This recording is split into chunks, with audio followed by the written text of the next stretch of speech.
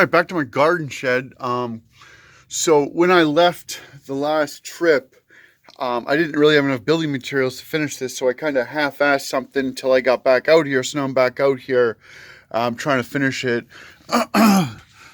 This stuff is not what I wanted to buy. I thought I was buying this white. It's like an ice and water shield, but it's sun treated. This stuff is wicked thin. It doesn't stick very good, and it almost has like a shingles on it. So, I don't have siding out here to side just like a regular house. Not that I even want to make it a regular house. So I have this stuff on. I had some leaks right after I put it on. I just don't think it bonded properly. It hadn't gotten hot enough. So I don't know if you can notice, but I tarred the seams. I know I probably should have done the walls first and then the roof after, so the roof would overlap the walls. But when I was doing it, I had help to get the stuff up on the roof, so I just did the roof first. This is not the proper way to build a house, but it's also not a house, so I guess it doesn't really matter. So this is my garden shed. Like I said, I didn't have enough building materials to finish it, so I ended up having this piece of plywood, this big one right here, on the floor, to have a temporary floor while I was gone, just so I could put all my stuff in here. But before I brought it in, I didn't have that back piece of plywood on the wall, so I slid it through the back wall to put it down. And as I got building, I was like the little engine that could. I don't know how many people have heard of that story, but it was this little tiny engine. It was, all these people said he couldn't dig this hole. Well, he digged the hole, but when he was done, he was stuck in the bottom of it. So he couldn't get out. So what they did was they turned him into a furnace so he could stay there, the little engine that could. Anyway, so what I did was I put down some pieces of Avantech I had for the floor. And then that's big enough to put totes. Those totes with the yellow covers. I actually got bigger ones, which will fit under there just perfect. And then the second story is going to be like a bunk. And then the third story is going to be shelves. I'm doing more shelves on the side. To get that piece of plywood out, I cut this wall out. This wall was pressure treated plywood. So I would rather use the pressure treated plywood for like a retaining wall or some other outdoor platform or something. So I just cut it flush with the inside wall. I'm putting in some framing here, and I think this actually might make a nice little door. Something, haven't really decided. I'm probably gonna take that middle floor joist out and block it in, and actually build like a trap door with maybe like a pulley system on the roof to pull it up. That way I could use underneath for storage for like maybe water or gasoline or, stuff I don't really, want to have in like a living space, or just don't want to have it around anyways. Plus it would almost keep it cooler having it underneath. So that's kind of where I'm at with that. Been making a lot of progress on the garden shed tree fort.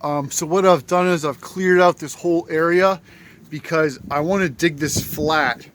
What I did with the garden shed, I got my bunk in the back. I slept with my head on the right last night, but baby was kind of scared, so I'm probably gonna put my head on the left.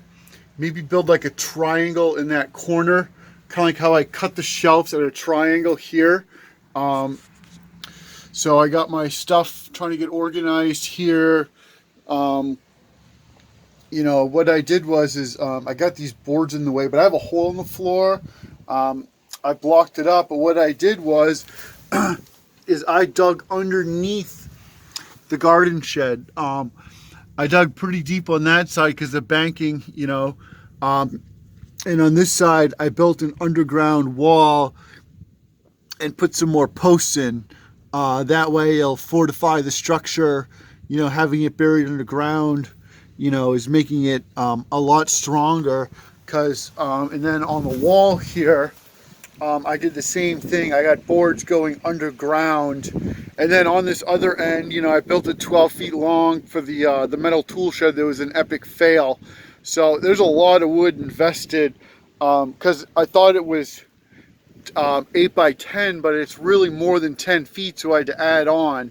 So I figured I'd just add, you know, add on to it, you know, and just make it 12 feet instead of like, you know, whatever the measurement was, is like, you know, 11 foot something, whatever it was, you know, 10 foot 6 or something. So there's a lot of wood invested adding on to this. So I'm probably going to take the extension off.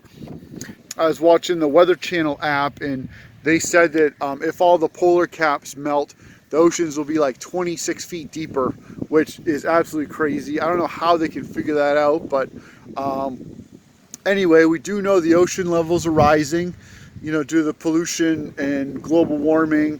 You know, how much global warming is natural, I'm not really sure, but I'm sure humans are speeding up the process with that. Today's the last day of July. Tomorrow is August 1st. So it's an absolute beautiful day. We had some super strong winds come through. I'm actually going to be taking the tent down today. So that's a pretty exciting moment right there. You know, I moved in last night, and, you know, that's that. I mean, I just spent so much time, you know, with the tent, you know, putting the tarp on, taking the tarp off, zippering up, zipper down, zipper up, zipper down, move stuff. And, you know, this is like my operational area here. So if I need something, I have to walk all the way to the tent. So now I don't. This is going to cut out a lot of time by just being able to have everything here. I got all my tools up top. I got my screws and hardware, other stuff there. You know, and I got a lot of stuff underneath water and stuff. I got fireworks. You know, out here, this is a permanent thing here. I am, you know, on Sand Island. I'm the heir to it, and I plan on protecting it.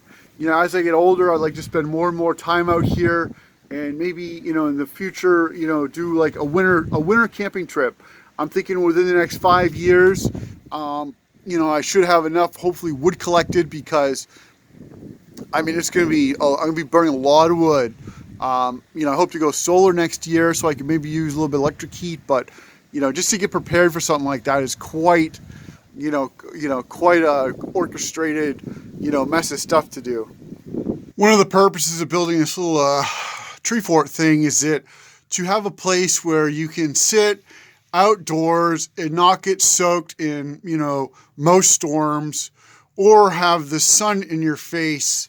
You know, I wanted this to be like a permanent shade spot. So, you know, we have this opening here, which we kind of need to get in for, you know, our heads, so we don't smash our heads like we do on the back of the old structure. The old structure is kind of falling over. As you can see, this is pretty tipped over. I put in a temporary pole, this 4x4 here, just to kind of hold it up while I cut that off to get up here to work on the new structure, kind of keep moving along, and to get the sun out of my face in it from, you know, the afternoon setting sun. It gets worse as the sun gets lower and lower. I mean, it pretty much just goes like straight down right in that area every day and shines in here, you know, which I don't really want. So what I've done is I've dug, you know, to maybe connect them. I connected these 4x4s with 2x4s, and I got 4 screws in each one, even though I forgot to put 2 in that one, so I got to finish that. But I got 4 screws on each side, so it's 8 screws per 2x4 connecting these two. And I was going to dig down until I hit, you know, virgin dirt, but there's a gigantic rock there, so I may or may not have hit ledge or something, but it's big. So I feel pretty comfortable with it sitting on top of that. That hole is pretty deep. So that pole is going to come up, you know, through here. This 2x4 is temporarily screwed on because after I cut that off, I had to hold it together. So I just put this on temporarily. So the new thing I'm building is just going to come straight up here, you know, pretty tall, and then I'm going to connect them to this. So that new post I'm putting in will be connected to the new structure as part of the new structure without being connected to the old structure for now. I'm going to put in a pole in here somewhere where this broken chair is. And what I want to do is I kind of want to make a, a gradual pathway, straight up through here with a retaining wall built somewhere. It'd be a bridge up that way to stop any kind of storm surge from getting up into the new shelter. I actually took down the tent. Yep, it's completely gone. This is a first time. This is tonight's gonna be my third night sleeping in the garden shed. But I had to put all these posts in the ground to tie my tent off because, as you can see, it gets pretty windy in here. Any kind of southern, southeastern, hammer storms, I get ripped up. And I put rocks down on the tarps and everything, and I don't have to deal with any of that now. What I'm going to do is the old dune fence stakes up there. Let me zoom in. You can see them right there, those old metal stakes. I'm going to dig those up, actually, because that dune fence is eating it again. Try not to swear. That dune fence has expired, so I'm going to be probably picking that apart and, I don't know, doing something with it. But I have some posts here. What I want to do is I want to, along this edge here, I don't mind me walking through here, but I don't want people and people and people and people just keep walking through it. It ends up doing a lot of damage. So along this, probably from where my ramp goes up over to that fence, and then down along this whole strip here, I'm going to be putting those old rusted dune fence stakes all along here, and putting a little bit of rope up to deter people from going up in here. Pretty tired. I've been doing a lot of digging today. So what I've done is I'm digging this down to build a retaining wall out of 2x stock, and I found this old piece of wood in the ground here. So what I was starting to do is I was trying to dig out the other end of it, because I want to try to keep as long as I can, but it's not attached to anything. I thought it was connected to the other pole, which would have made perfect sense for structural, like I did with this. So what I got is my pole. I got it in yesterday. I started to put some deck boards across to block the sun. I put it in another pole next to it. That's a temporary 2x4 with a level on it, just to kind of hold it while I put the top 2x4 on right there. But what I did is under the ground here, there's actually a 2x8 that runs in the beach, connecting these two posts, which will stay underground. That will be a little under floor level, and I'll build on top of it. So what I'm doing is I'm going to run from that pole over to that pole to make a retaining wall, because I don't want to destroy this bittersweet root here. Otherwise I would have dug over to that corner of the structure and just made the whole thing with a retaining wall or some kind of fortification. So what I did was I ended up going on this side, and I sawzalled the end of it. I dug on the back side and underneath it so the sawzall blade wouldn't be sawzalling sand. I tried to clean it up as best I could, and then I dug underneath it over here.